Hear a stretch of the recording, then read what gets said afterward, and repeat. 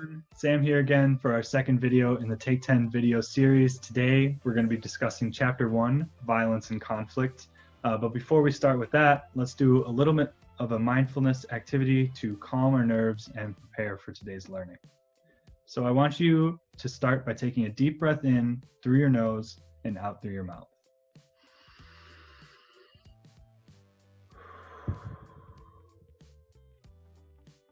Okay. Now I want you to look around the room and write down 5 things that you can see. Just any 5 things, first 5 things that you see, write them down now.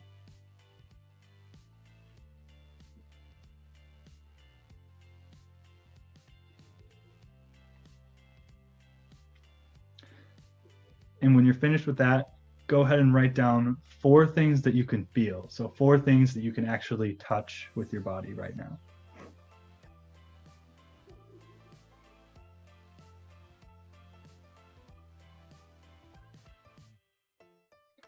Then I want you to write down 3 things that you can hear. So whether that's the pencil scratching of people writing or any other sounds that you hear right now, 3 things that you can hear.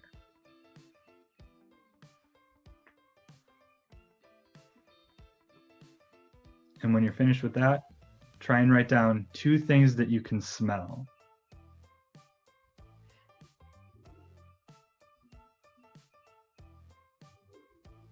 And then the last thing is try and write down 1 thing that you can taste right now. 1 thing you can taste. Okay, so go ahead and pause the video if folks need more time with that. But now that we're all more in tune with our surroundings, we can focus on today's lesson. So let's quickly review what we talked about in the last lesson. So last video, we talked about how the goal of Take 10 is to help you develop the skills needed to handle conflict and express your emotions without resorting to violence. And today we're going to talk a little bit more about the difference between conflict and violence.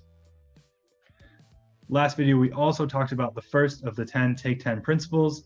Everybody has the right to safe and violence-free places. And today we're going to discuss principle 2. So now let's dive into chapter 1 on violence and conflict.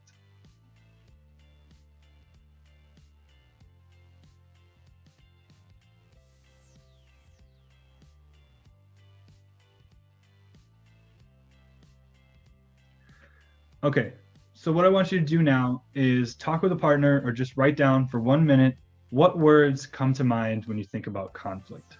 So write down as many words or phrases as you can or talk with a partner about this for 1 minute.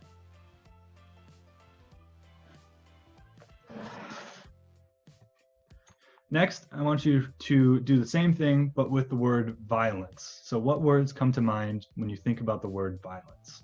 I'll give you 1 minute to do that as well.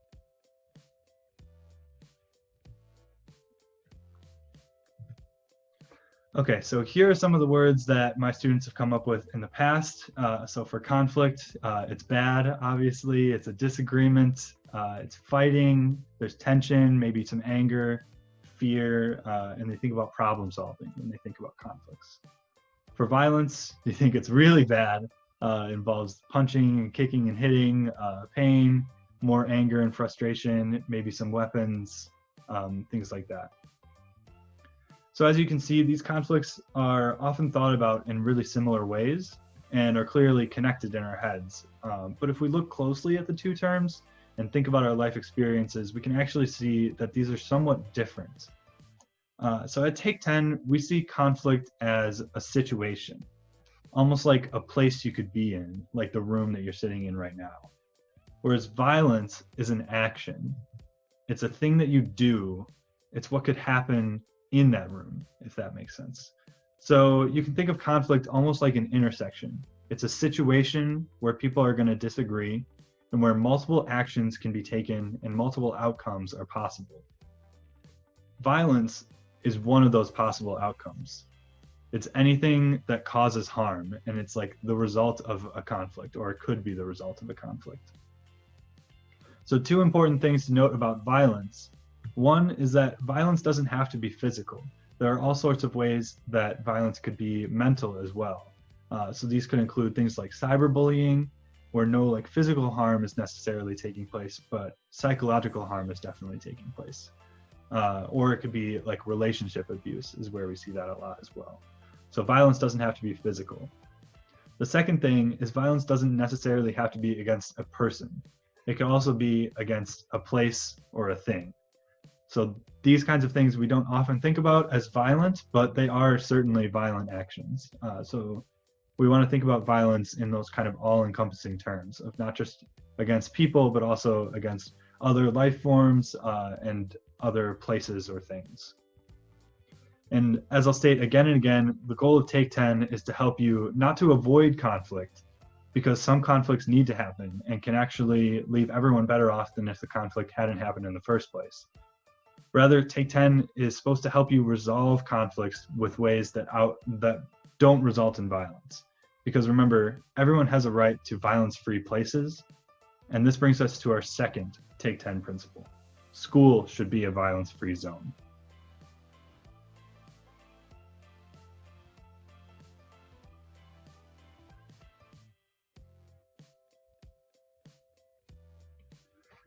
So school is a place for learning, from our teachers, from each other, from experiences and activities.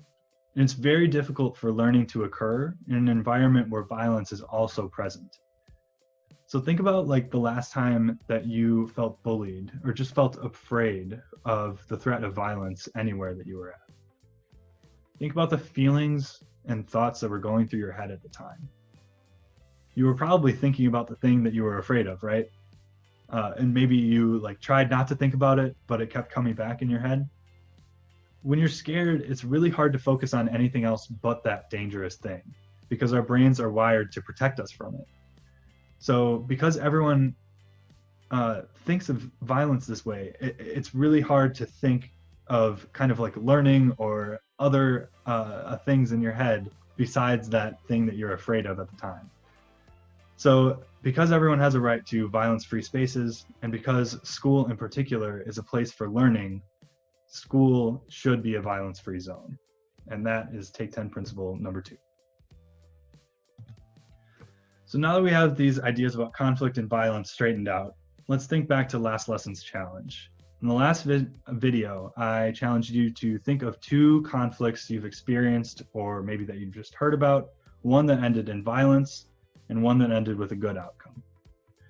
What I want you to do now is turn and talk with a partner, share your 2 stories with them, and listen to their 2 stories. After that, I want you to brainstorm some similarities between the stories of conflict that ended positively, and then think about 2 to 3 similarities between the stories that ended violently. And then after that, I want you to think about, based on those similarities, why do you think the positive outcomes happen sometimes rather than violent ones? Like, what is it about a conflict that will result in a positive outcome or will result in violence? And let's give you 5 minutes or so to talk about those questions.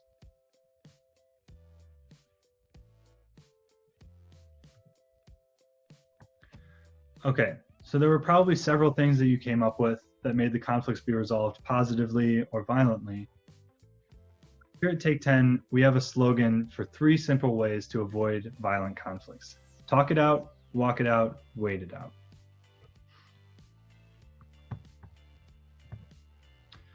So talk it out, walk it out, wait it out is pretty self-explanatory, but I'm just going to go through each of them briefly. Like, talk it out means talking through the conflict with the person that you're in the conflict with, and maybe talking to people outside of the conflict to get kinds of advice or suggestions of things that you could do to resolve the conflict peacefully.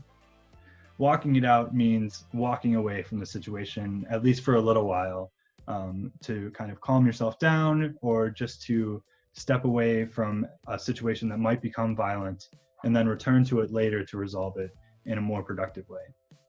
And then waiting it out is similar to that, where you just want to take a breath, take 10 seconds to think and process your emotions before responding to someone. So waiting it out is just thinking before you act, essentially. And that's about it for this lesson. So what have we learned? We learned that conflict is a situation of disagreement or tension that can have many outcomes, including positive ones. So that's one thing that we want to stress is conflict can have positive outcomes too. Violence is anything that harms a living being mentally or physically, or harms a person, a place, or a thing. And then we also learned the Take 10 principle number 2, schools should be violence-free zones. All right, and your challenge for next lesson is a little strange, but I want you to try it. So fill a jar to the brim with sand or water or dirt, and please do it outside. Don't do this in your home so your parents don't yell at me. Then try to fit rocks into the jar without sand, water, or dirt spilling out of it. Okay? So try and do that before next lesson. That's it for today. Take care.